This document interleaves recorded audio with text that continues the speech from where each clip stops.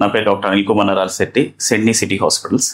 జనరల్గా గుండె నొప్పి రకాలు మనం తెలుసుకుందాం ఈరోజు. సో నొప్పి ఏ రకంగా వస్తుంది అనేది, జనరల్గా హార్ట్ అటాక్ వచ్చినప్పుడు నొప్పి రావడం సహజం. కొంతమందిలో నొప్పి రాకుండా కూడా హార్ట్ అటాక్స్ వస్తూ ఉంటాయి. వాటిని మనం సైలెంట్ హార్ట్ అటాక్స్ అంటాం. అవి ఎక్కువగా షుగర్ ఉన్న వల్ల వస్తూ ఉంటుంది. అదే గనక నొప్పి వస్తే అదే రకంగా ఉంటుంది. చాలా మంది ఎలా చెప్తూ ఉంటారంటే గుండె పట్టేసినట్టు ఉంటుంది, చాలా మీద బరువుగా అనిపిస్తూ ఉంటుంది, గుచ్చుకున్నట్టు ఉంటుంది, లేదంటే చీలుతున్నట్టుంది. కొంతమందిలో ఏంటంటే నొప్పి వెనక భాగంలో అంటే రెండు రెక్కల మధ్యలో కూడా వస్తూ ఉంటుంది. అలాగే ఒక్కొక్కసారి నొప్పి వేరే చోట కూడా పాకుతూ ఉంటుంది. దాన్ని మనం రేడియేషన్ పెయిన్ అంటూ ఉంటాం. ఫర్ సపోజ్ కొంతమందిలో ఎలా ఉంటుందంటే ఎడం చేతికి లాగుతూ ఉంటుంది, కొంతమందికి కుడి చేతికి లాగుతూ ఉంటుంది, కొంతమందికి దవడ దాకా లాగుతూ ఉంటుంది, కొంతమందిలో పొట్ట భాగం బొడ్డు దాకా కూడా లాగుతూ ఉంటుంది.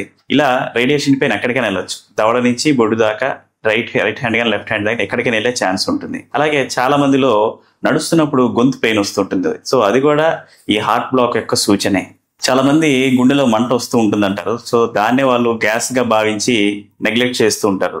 సో తద్వారా ఏంటంటే వాళ్ళు కాంప్లికేషన్స్ తో ప్రెసెంట్ అవుతూ ఉంటారు హాస్పిటల్కి. అందుకనే ఏదైనా రిస్క్ ఫ్యాక్టర్స్ ఉన్న వాళ్ళు, ఏజ్ 40 దాటిన వాళ్ళు గుండెలో మంటగా అనిపించినా సరే ఈసీజీ తెచ్చుకోవడం సేఫ్ సైడ్ ఎప్పుడు కూడాను.